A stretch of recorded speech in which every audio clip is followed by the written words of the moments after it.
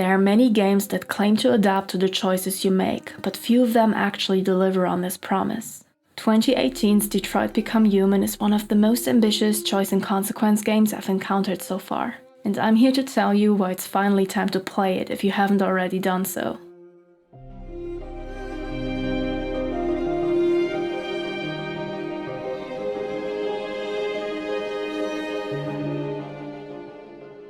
Detroit Become Human is an interactive drama set in 2038, where androids have become an integral part of society, assisting humans in various fields ranging from construction and housekeeping to medical services and social work. They are programmed to follow orders, but recently there has been a dramatic increase in reports of deviants who left their homes or turned violent against their owners. You alternate between 3 androids: Kara, a housekeeper and nanny trying to protect a little girl from a drug-addicted father; Marcus, a personal assistant caring for an artist who sees more in him than just a machine; and Connor, a detective who's working with his self-destructive partner Hank to find out why some of the androids have gone rogue.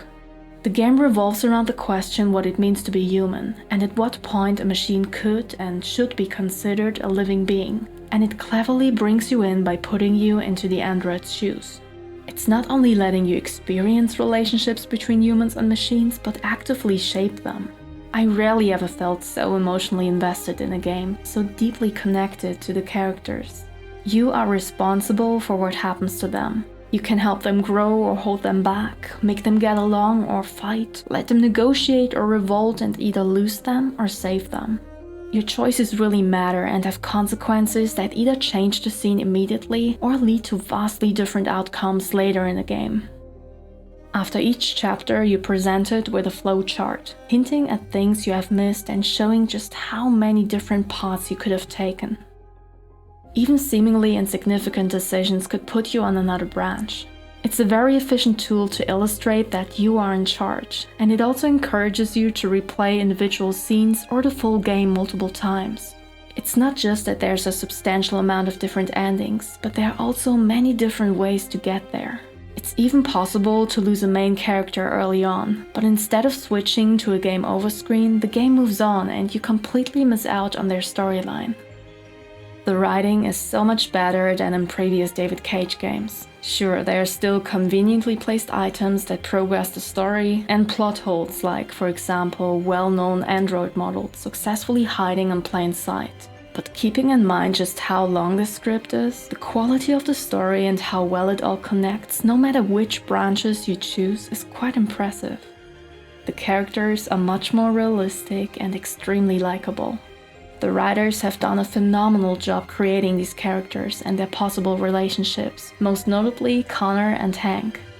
Hank is a deeply troubled person who seems to have lost all hope in both humanity and androids, and prefers the company of his dog. He just wants to be left alone and drown his sorrows in alcohol, so he couldn't be less excited about working with a machine that is designed to be the ideal partner, who gets along with everyone but actually just wants to complete its mission.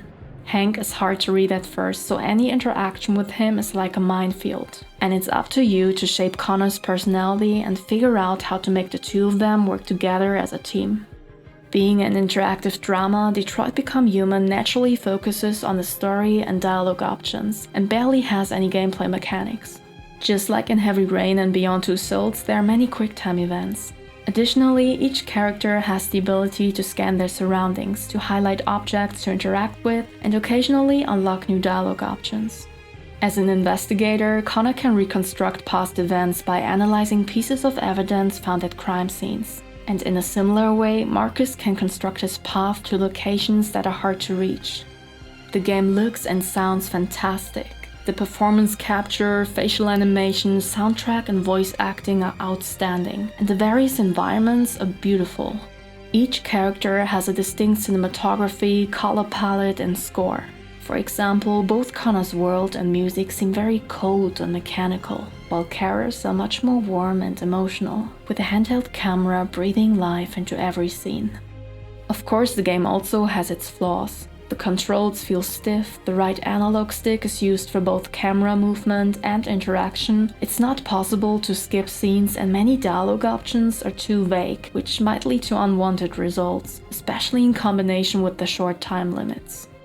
Detroit Become Human is the best interactive drama I've played so far. It has phenomenal graphics and sounds, an engaging story, memorable characters, and real choice and consequence with high stakes and vastly different outcomes that will most likely make you come back for more after your first playthrough.